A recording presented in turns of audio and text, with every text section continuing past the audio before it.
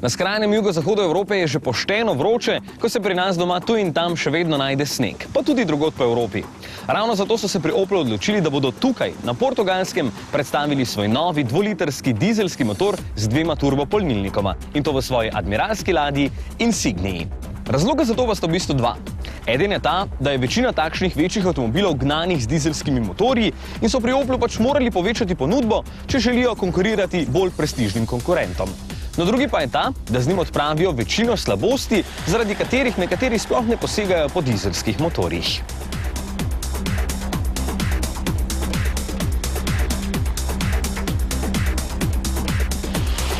V bistvu v prvi vrsti zmoti turbolek oziroma turboluknje, kot ji pravimo, kar so pri Oplu rešili z zaporednim sistemom 2 turbopolnilnikov. In sicer se manjši hitreje zbudi pri nizkih vrtljajih, potem pa mu na pomoč priskoči še veliki.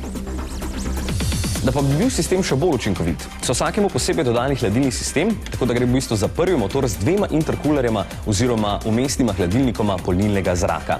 Rezultat pa je na dlani, moč bolj zvezno narašča, pa še večje je, tokrat za 143 kW oziroma 195 konjev. No, sicer pa to ni edina novost pri Insignii. V tovarni imajo nekakšen neuraden cikel, po katerem vsakih 6 mesecev nadgradijo obstoječi model s kakšnim dodatkom ali novo tehnologijo. Tale ima recimo vgrajen aktivni radarski tempomat, ki ga boste prepoznali po malo drugačni maski, opozoril pa vas bo tudi na nevarnostna leta. Potem pa je sedaj na voljo še novo športno podvozje, ki se imenuje Supersport Chassis, ampak samo pri takšni 4-kolesno gnani Insignii. To pa boste takoj prepoznali po tehle novih platiščih, za katerimi se skrivajo Brembo zavore iz OPC-ke. No, seveda pa je ta motor na voljo tudi v spredaj gnani različici.